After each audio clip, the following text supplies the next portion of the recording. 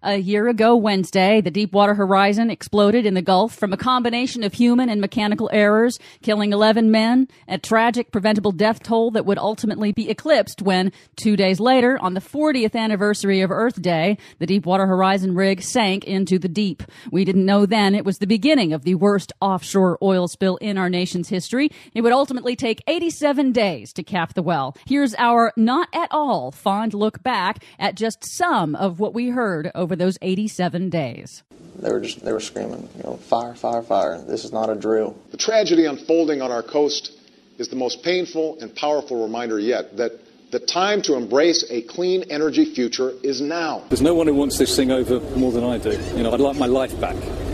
Even if we contain the well, and even if the well is capped in mid-August, there's still a significant amount of oil out there. And that's where I believe the market system works. Nobody's got more to lose in this deal than BP. Today, engineers made a second attempt using a much smaller device called the Top Hat. Now, that one doesn't work. Next, they will go to the race car, the iron, and the tiny dog. Yeah, BP actually forgot to mention hurricanes or tropical storms in their spill response plan. And as we know, they do have plans to evacuate walruses from the Gulf of Mexico, which have not lived there in 3 million years.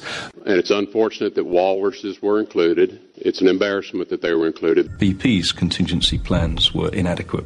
We were making it up day to day. I hear comments sometimes that large oil companies are greedy companies or don't care. But that is not the case in BP. We care about the small people. Oh, they gave up on getting the oil out of the water a long time ago. Now the challenge is to get the water and all the dead shrimp and stuff out of the oil. I do not want to live in a country where any time a citizen or a corporation does something that is legitimately wrong is subject to a shakedown. So I apologize. And my job is to make sure that we live up to this responsibility and that we keep up our efforts until the environment is clean, polluters are held accountable, businesses and communities are made whole, and the people of the Gulf Coast are back on their feet. How long should I care? Years.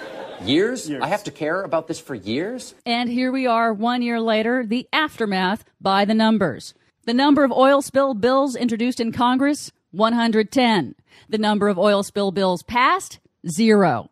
The amount pledged by BP to victims of the spill, $20 billion. The amount of claims paid out so far, $3.8 billion.